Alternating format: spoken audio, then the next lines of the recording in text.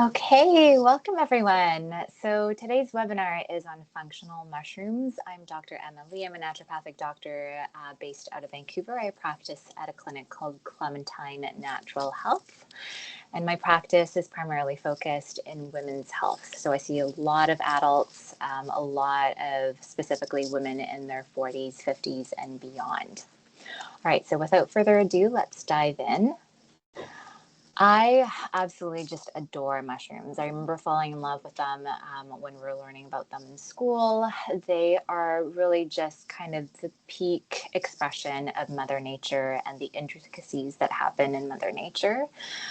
They're by far the oldest organism on planet Earth. They outnumber and have outlived all the species in the animal kingdom. They are everywhere, just basically in the air that we breathe, in the soil up to 1 mile underground.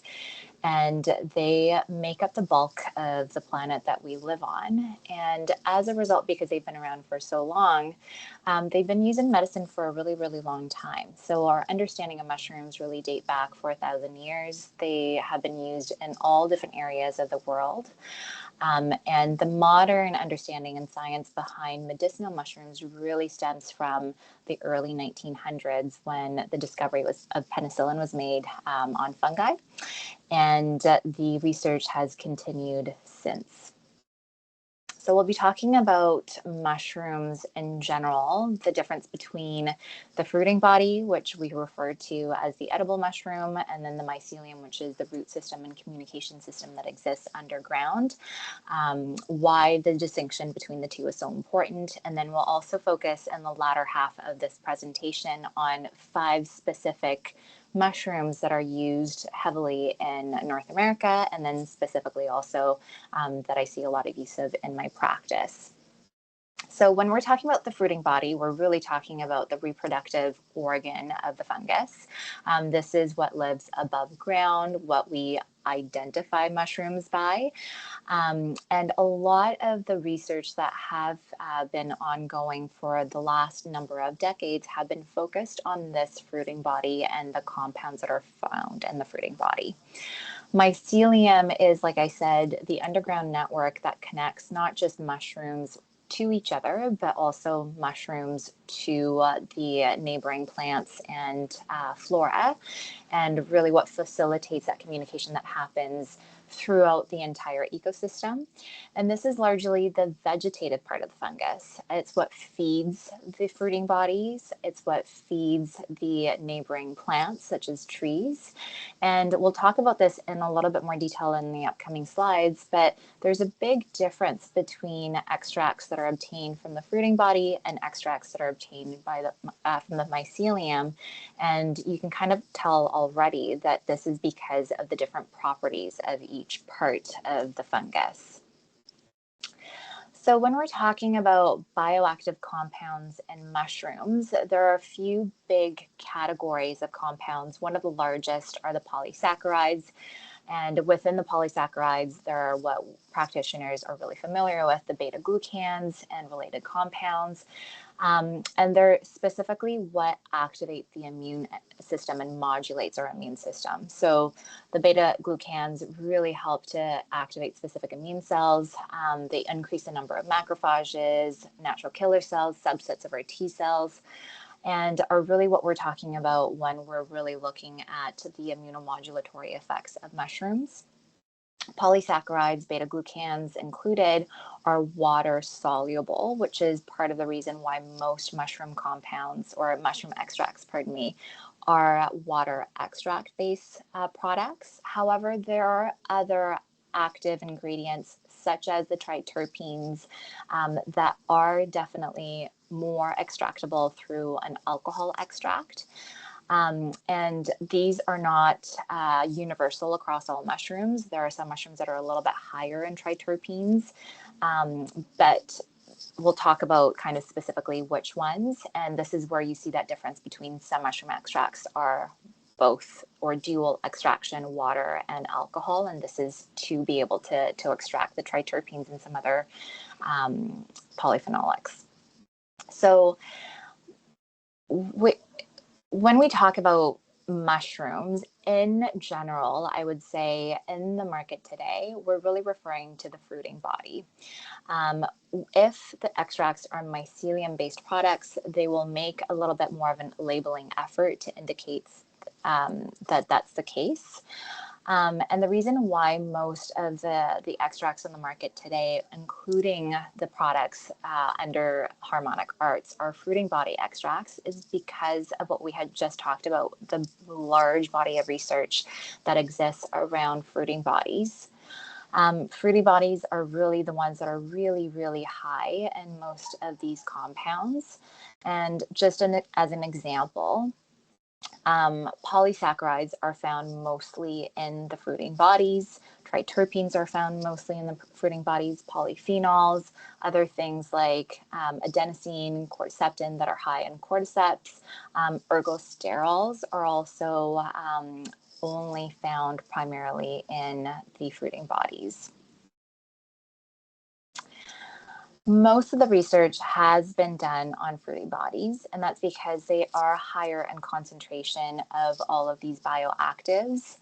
The sort of like newer upsurgence in research around mycelium is really predominantly in North America, and that's really spearheaded by a very, very smart man called Paul Stamets. And the research there is still in its infancy, so it's still developing. There is a lot of really promising research in that field, but if you're comparing kind of fruiting body versus mycelium, is kind of like comparing apples to oranges at this point in time. It's hard to compare because they're so different in composition. And part of that difference also comes from the way that they are grown. So when we're talking about fruiting bodies, the harvest is really I want to say kind of like a labor-intensive harvest in the sense that fruiting bodies have to be grown on substrates that are not reproducible in a lab-like setting. So it has to be relatively kind of quote-unquote natural in a larger environment and the greater ecosystem on farms is possible, whereas mycelium is a lot more cost-effective because it can be grown in substrates that exist in a very dense environment, such as like in a lab setting. And that's part of the appeal, is that it can make mushroom products or fungal products a lot more widely available. And there's also kind of this new focus with mycelium products on the interaction between the mycelium and the substrate that it's grown on, and the synergistic effects that can happen as a result from that substrate and mycelium interaction. The rest of this conversation will mostly be predominant of a focus on the fruiting body, because that's what Harmonic Arts really excels at and really focuses on.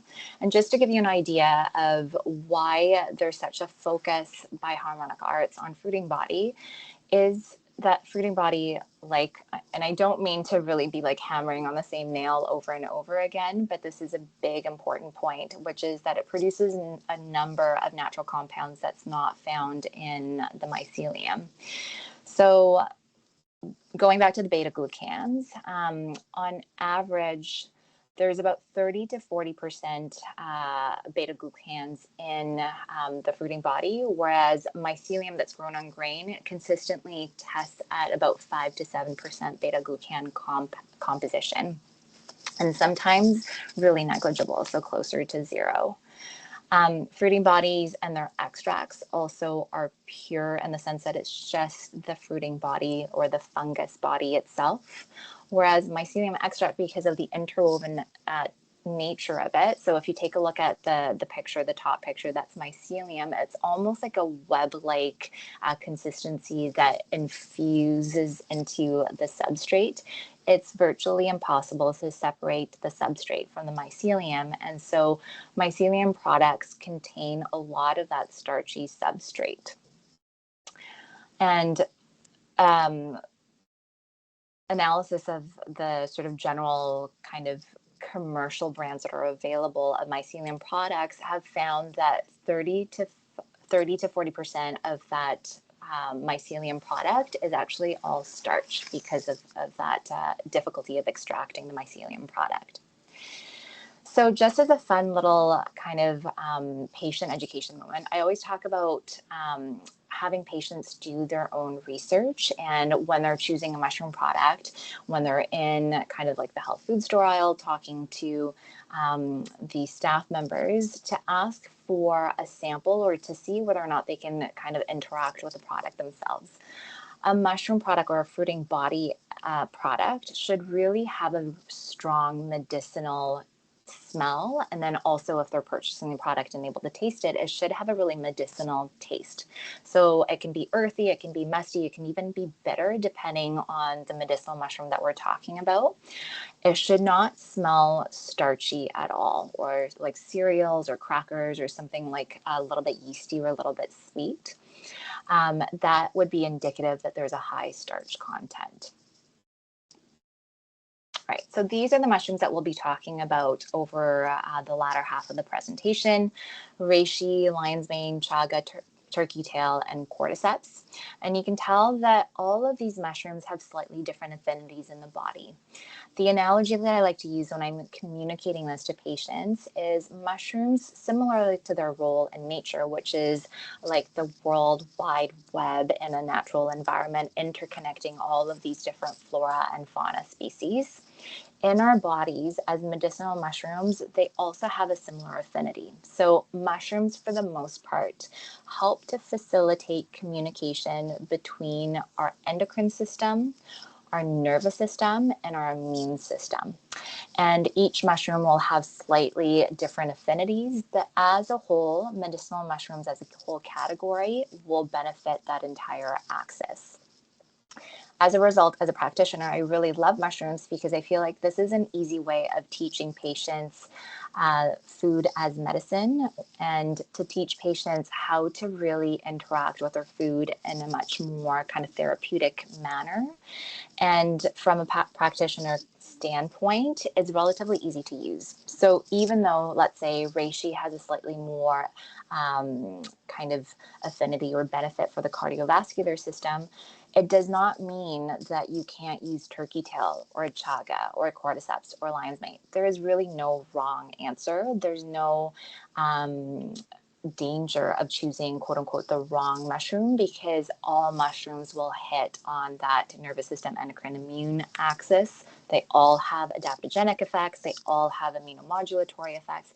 It's just that some of them are better at certain things than others. Like lion's mane, we all know, is kind of the brain mushroom, but you will not be causing harm and not be wasting your patient's efforts or money by choosing a different mushroom versus kind of the utmost indicated one. All right, so speaking a little bit about mushroom sourcing, specifically for harmonic arts, before we dive into those individual mushrooms. All of the mushrooms are grown in rural mountainous regions of China and Siberia. They're all organically cultivated, and Harmonic Arts does a fantastic job of partnering with local farmers that have been producing mushrooms for decades and decades. The mushrooms are only harvested when they're fully mature, or the fruiting bodies are only harvested when they're fully mature, indicating the highest content possible of all of the medicinal actives that we're looking for. So this is reishi. You can tell they're grown on logs, and this traditional growing method just produces the widest diversity of chemical compounds. And then this is chaga, the beautiful chaga, grown on living birch trees in sustainably managed forest in China and Siberia. And this type of cultivation just ensures the highest concentration of triterpenes. Lion's mane are harvested from hardwood sawdust substrates in a farm. And this particular growing method has been found to ensure the highest level of polysaccharide content. And then the beautiful multicolored turkey tail. These are wild cultivated, typically from traditional logs and deadfall in the remote forests of northern China. And this wild harvesting has been shown to yield the highest ratio of polysaccharides and triterpenes. And then lastly are cordyceps, and these are farm grown on coconut fiber that are non-GMO, and then also non-GMO soybean and rice. All right. So in terms of the manufacturing process, for the most part, it's hot water extraction only to get the polysaccharides out of the fruiting bodies. For two of the mushrooms, Chaga and Rishi, there's a dual or a second extraction via alcohol to get the triterpenes content. And then once these mushrooms are cooked in these mediums, then there's the concentration that happens that's via vacuum dehydration. So that's what you're seeing in the photo here. And that's just really to condense all of the mushroom extracts from the liquid. So it's kind of like making a dried powder out of simple syrup is kind of the analogy that you could use. And then the last step is air spray drying to ensure there's no moisture content and ensure shelf stability. So the end result is that entire product that you see either in that loose powder, the capsules, or obviously in the tincture, the liquid tincture, is that it's just mushrooms. There's nothing else. Okay. There's a video that you can watch if you reach out to Harmonic Arts regarding that mushroom extraction process. It's a quick little video that you can get a link to, and that just kind of walks you through what that extraction process looks like. All right, so when it comes to quality testing, there are two thresholds, or two sort of, I guess, like steps to the quality testing. The first one is prior to export from China or Siberia. There's testing that happens in the manufacturing country, and the product is shipped with certificates of quality assurance.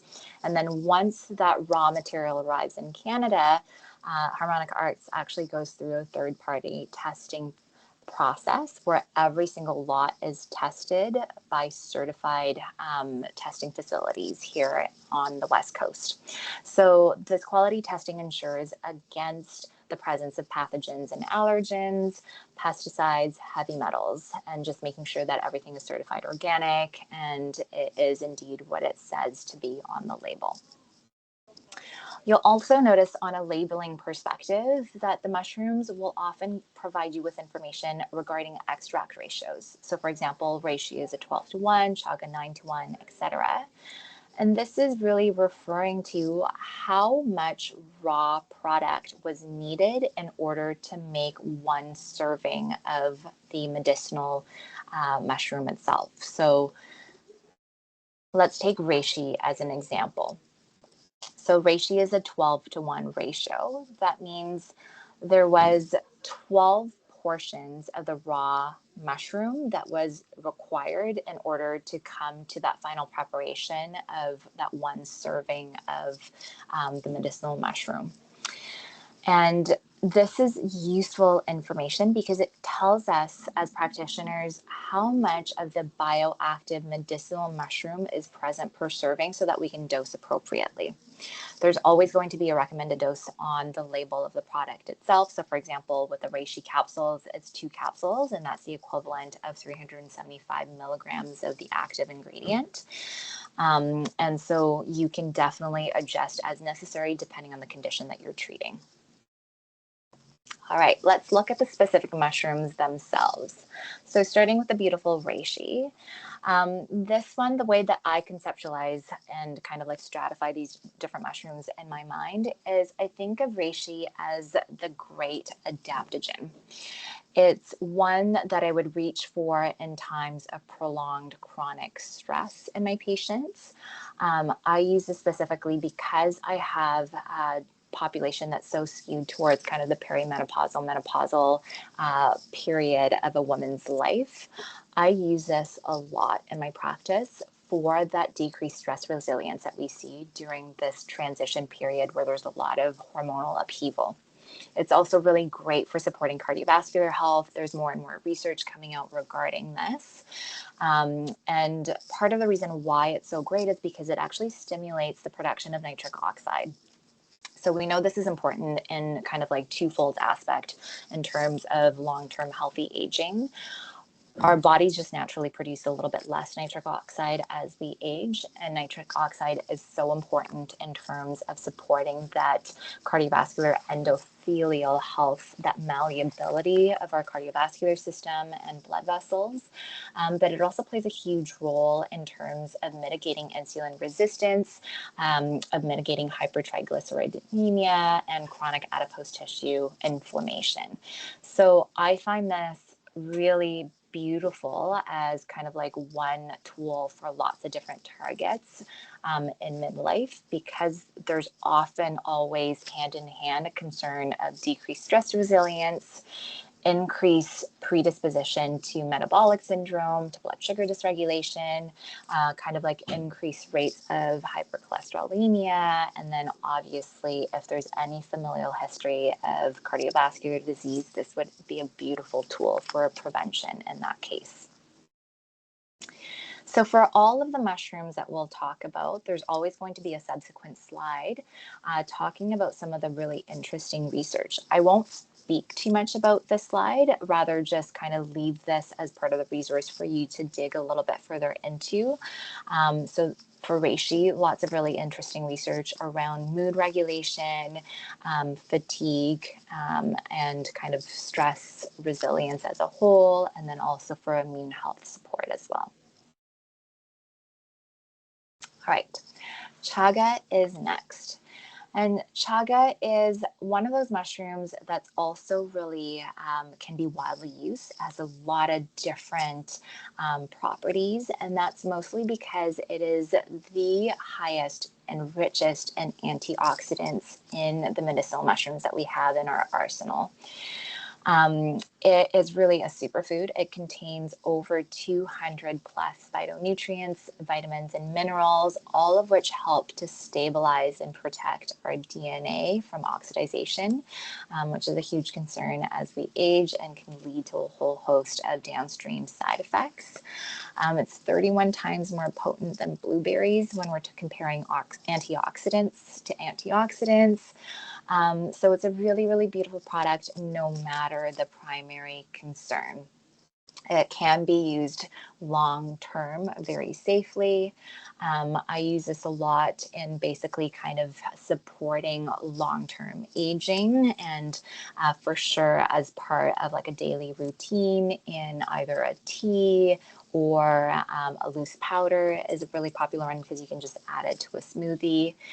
It really is also beneficial for the biohackers in your practice. So if you have someone coming in and they're like, you know what, I am doing everything that I can in regards to boosting immune cell function, cellular turnover, I'm really interested in intermittent fasting, you can point them in the direction of chaga because it has been shown to be beneficial for kind of amplifying the effects of intermittent fasting on cellular turnover, on immune regulation, and then also on sort of the anti-cancer effects, the cellular apoptosis pathways as well. So really, really beautiful mushroom, really, really easy to use.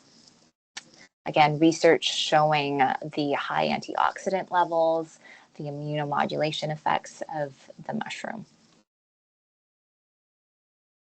Okay, next up is lion's mane. This is our brain mushroom.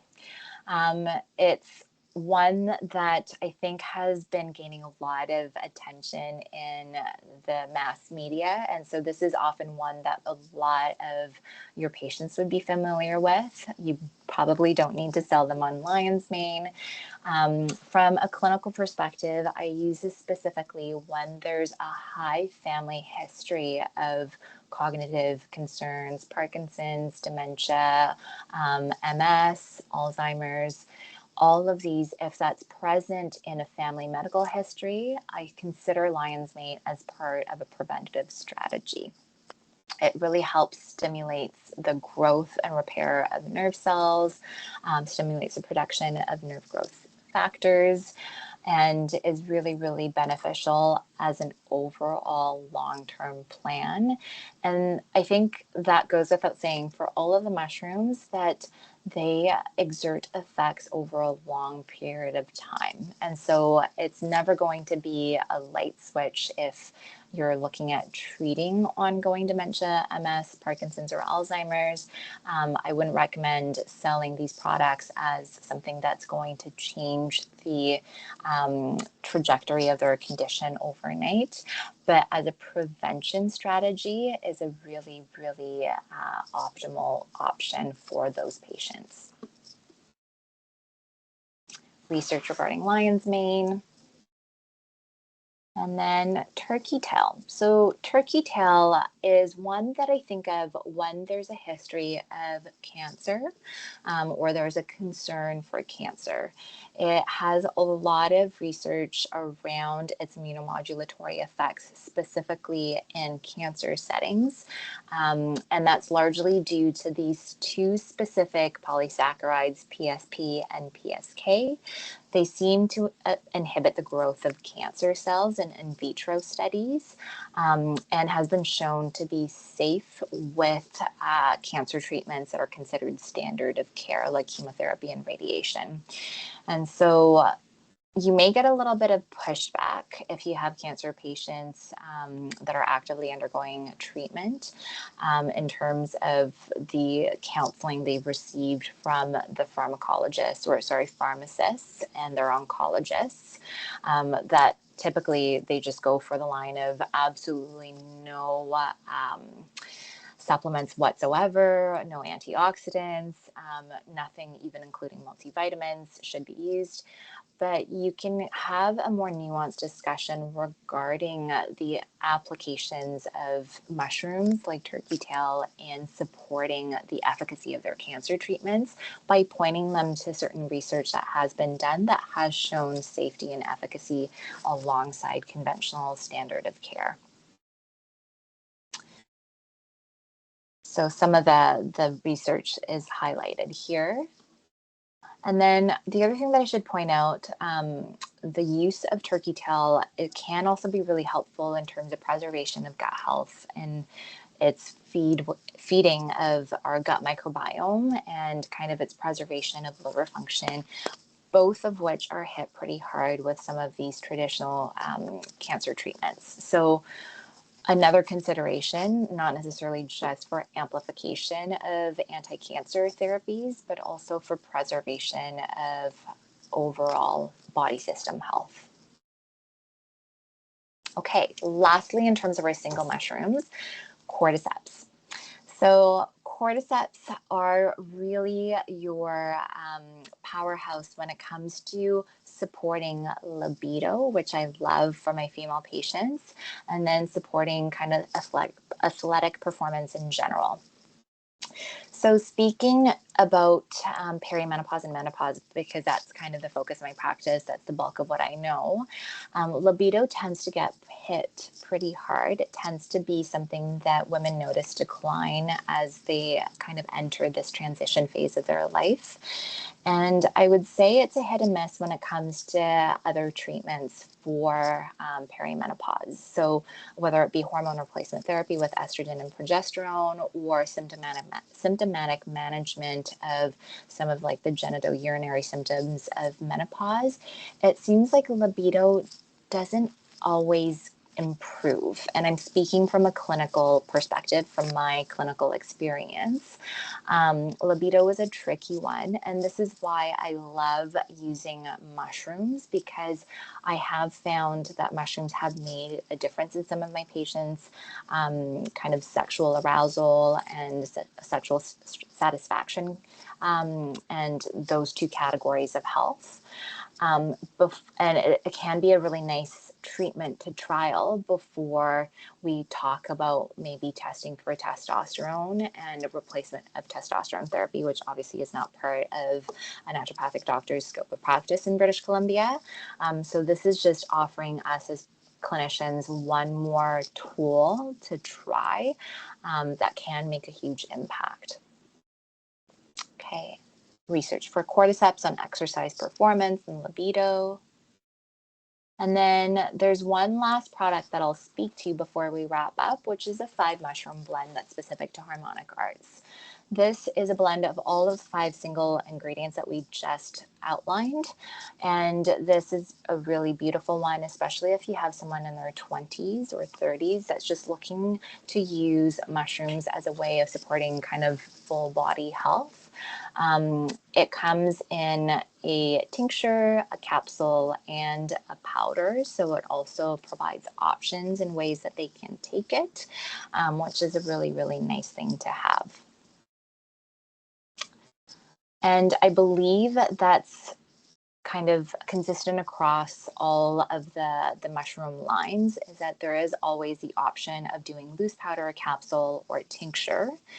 And from a clinical perspective, I tend to reach a little bit more for the powders when it comes to mushrooms because I find it easier to dose according to need. So, for example, if they're going through a high period of stress, you can increase dosage a little bit more during that short-term acute period and then ease off of it when it's no longer needed. And you can also use powder in lots of different delivery methods. So in smoothies and foods and savory congees or savory oatmeals as part of our breakfast.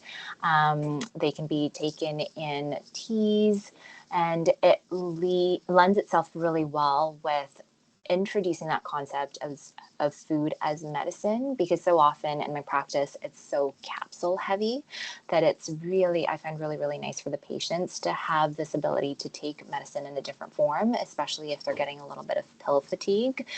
They can take a break from some of their other supplements and rely on powders or even on tinctures a little bit more during that time.